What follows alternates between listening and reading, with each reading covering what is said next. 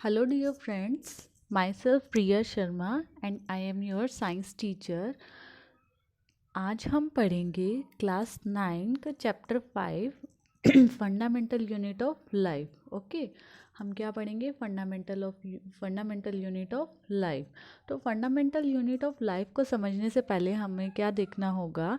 हम लोग देखते हैं, एग्जाम्पल लेते हैं। जैसे कि यहाँ ये बिल्डिंग है हमारी, ठीक है। बिल्डिंग में फ्लोर होंगे, ठीक है। फ्लोर में क्या होंगे? हर फ्लोर पे रूम्स होंगे, रूम्स में वॉल होगी। और अगर हम एक पर्टिकुलर वॉल की बात करें तो वो वॉल किससे बनी होगी? किससे बनी होगी? ठीक है, ब्रिक से बनी होगी।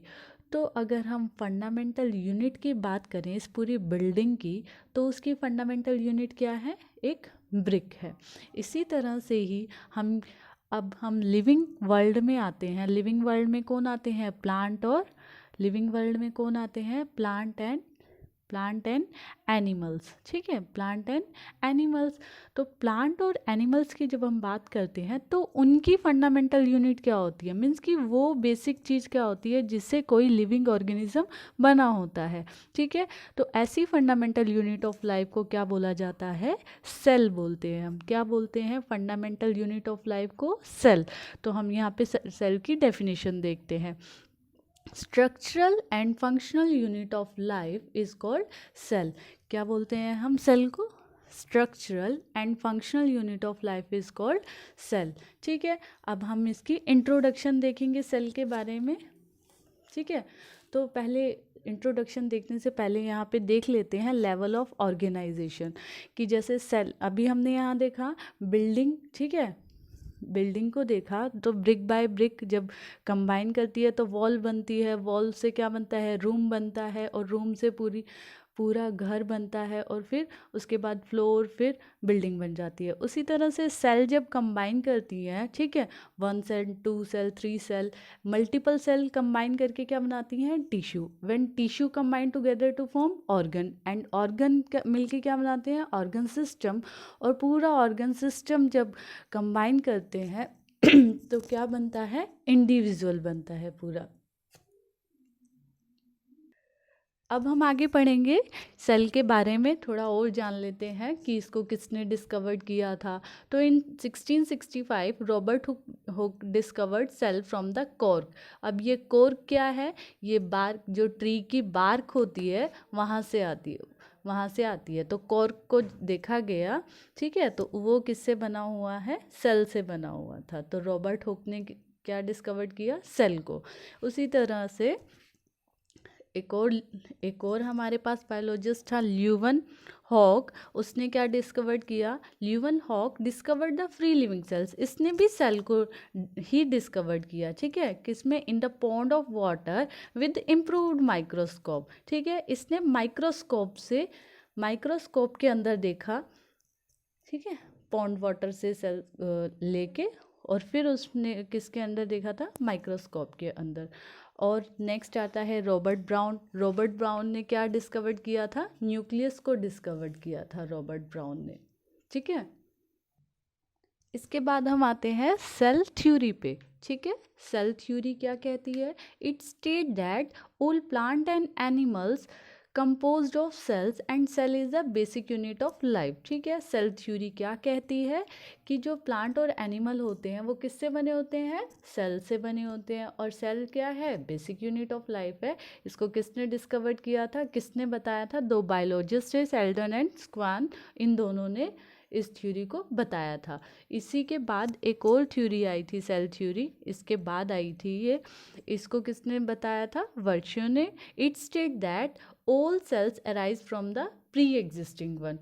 जो सेल्स होती है वो किससे अराइज करती हैं? Pre existing. मीन्स कि कोई भी न्यू सेल बन रही है तो वो कहाँ से आती है? जो पहले से कोई ना कोई सेल होगी वही डिवाइड करके न्यू सेल को बनाएगी, ठीक है। अभी हमने क्या देखा? सेल थ्योरी को देखा, ठीक है। दो सेल थ्योरी है हमारे पास, शेल्डन एंड स्क्वान ने दी थी और दूसरी वर्च्यू ने दी थी। इसके बाद हमको क्या देखना है? टाइप्स ऑफ ऑर्गेनिजम्स को on the basis of number of cells, ठीक है।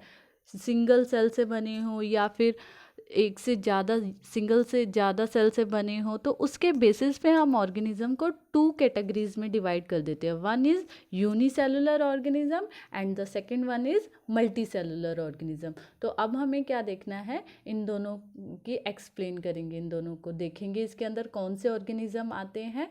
ठीक है, यहाँ पे देखिए यूनिसेलुलर ऑर्गेनिज्म, तो these organism are single cell, जो सिंगल सेल से बने होंगे उन्हें क्या बोलेंगे, यूनिसेलुलर ऑर्गेनिज्म। इनमें अगर सिंगल सेल ही प्रेजेंट है तो सारे के सारे फंक्शन कौन करेगा, ये सिंगल सेल करेगी। ठीक है, तो these organism are single cells which perform all the function. Example amoeba and paramecium. Amoeba एक ऐसा ऑर्गेनिज्म है जो सिंगल सेल होता है, ठीक है, यूनिसेलुलर ऑर्गेनिज्म होता है।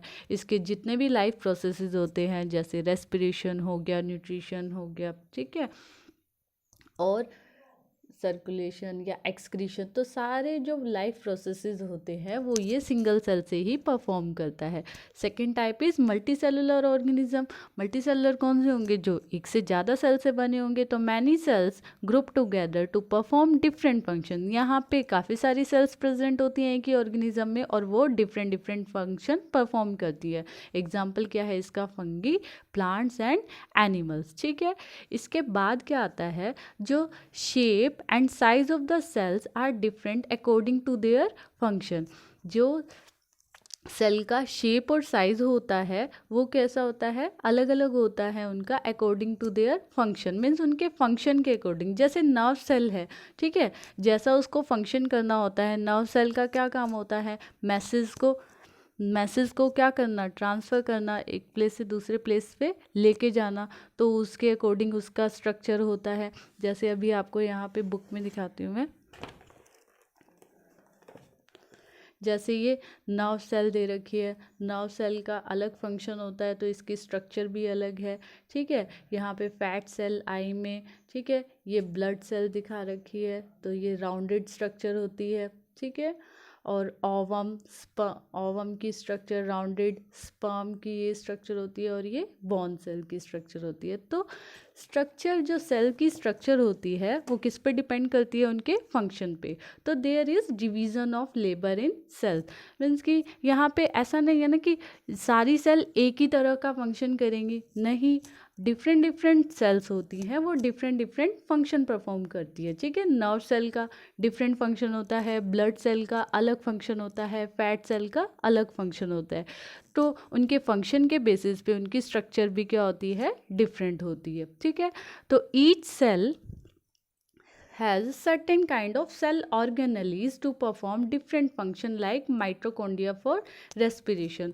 हर सेल, जो सेल होती है, अब उनके अंदर क्या होती है, डिफरेंट काइंड्स ऑफ ऑर्गेनली, जैसे माइट्रोकॉन्ड्रिया हो गया, ठीक है, लाइजोसोम्स हो गया। आप लोगों ने पढ़ा ही होगा 7th-8th क्लास में सेल की स्ट्रक्चर के बारे में कि उनके अंदर कौन कौन सी ऑर्गेनलीज प्रेजेंट होती हैं और वो ऑर्गेनलीज क्या करती है, डिफरेंट डिफरेंट फंक्शन परफॉर्म करती है। तो अभी हमने क्या क्या पढ़ लिया, सेल थ्योरी पढ़ ली और उससे पहले क्या पढ़ा था, types of organism on the basis of number of cells. तो कौन कौन से थे, unicellular organism and multicellular organism. अब हमारे पास हमें क्या पढ़ना है, टाइप्स ऑफ सेल। तो there are 2 type of cells. ठीक है, कौन कौन से, prokaryotic cell and eukaryotic cell. जो प्रोकैरियोट्स होते हैं, ठीक है, प्रोकैरियोट्स क्या ऑर्गेनिज्म ही होंगे एक तरह से ये। तो प्रोकैरियोट्स क्या होते हैं, जनरली स्मॉल इन साइज। इनका साइज कितना होता है, 1 माइक्रोमीटर से 1 माइक्रोमीटर तक होता है, इज इक्वल टू 10⁻⁻6 मीटर, इतना इनका साइज होता है। ये बहुत ही ज़्यादा स्मॉल होते हैं। और यूकैरियोट्स क्या होते हैं, जनरली लार्ज होते हैं। इनका साइज कितना होता है, 5 से 100 माइक्रोमीटर तक। ठीक है, तो अब देखते हैं इसमें क्या है, cells of organism lack nuclear membrane. आप लोगों ने सेल की स्ट्रक्चर 7th क्लास में पढ़ी होगी। ठीक है, तो अब न्यूक्लियस होता है, सेल वॉल होती है, सेल के अंदर क्या होता है, न्यूक्लियस होता है। न्यूक्लियस से किससे कवर होता है, न्यूक्लियर मेम्ब्रेन से। जो प्रोकैरियोट्स होते हैं उनमें जो न्यूक्लियर मेम्ब्रेन है वो एब्सेंट रहती है, वो प्रेजेंट नहीं होती। बट यूकैरियोट्स में न्यूक्लियर मेम्ब्रेन प्रेजेंट होती है। यहाँ पे सेकंड पॉइंट क्या है, न्यूक्लियोलस इसमें एब्सेंट रहता है, जो न्यूक्लियस के अंदर प्रेजेंट होता है, ये यहाँ पे प्रेजेंट रहता है। इनके अंदर सिंगल क्रोमोसोम प्रेजेंट होते हैं, और यहाँ पे सिंगल भी हो सकता है और सिंगल से ज़्यादा मल्टी क्रोमोसोम भी हो सकते हैं। इसी के साथ में हमें एक और पॉइंट था यहाँ पे प्रोकैरियोट्स में, membrane bound organelles are absent. जैसे माइटोकॉन्ड्रिया वगैरह होती है ऑर्गेनेली, वो प्रोकैरियोट्स में एब्सेंट रहती है, बट यूकैरियोट्स में मेम्ब्रेन बाउंड ऑर्गेनेलीज प्रेजेंट रहती है। ठीक है। Last point is example. Example क्या है इसका, बैक्टीरिया। बैक्टीरिया ऐसा ऑर्गेनिजम्स है जो कैसा होता है, प्रोकैरियोटिक कैटेगरी पे आता है। ब्लू ग्रीन एल्गा, ठीक है। तो these are the example of prokaryotes. And eukaryotes क्या है, फंगी हो गया, plant cell and animal cell. तो these are example of eukaryotes. अगर हम ह्यूमन बॉडी की बात करें तो human body has smallest cell. Human body में सबसे छोटी cell, smallest cell is RBC and the longest one is the nerve cell. ठीक है। लॉन्गेस्ट कौन सी होती है, नर्व सेल होती है, और स्मॉलेस्ट कौन सी होती है, RBC. Average cell size varies from 0.5 to 20 micron. जो एवरेज सेल का साइज होता है वो 0.5 टू 20 ये माइक्रोन होता है। ठीक है, माइक्रो। इसकी वैल्यू कितनी होती है, 10⁻⁻6 मीटर के इक्वल होता है। ठीक है, micro, 1 micron is equal to 10⁻⁻6 metre. तो आगे हमें क्या पढ़ना है नेक्स्ट लेक्चर में, स्ट्रक्चर ऑफ सेल। आज हम यहीं तक पढ़ेंगे। Thank you.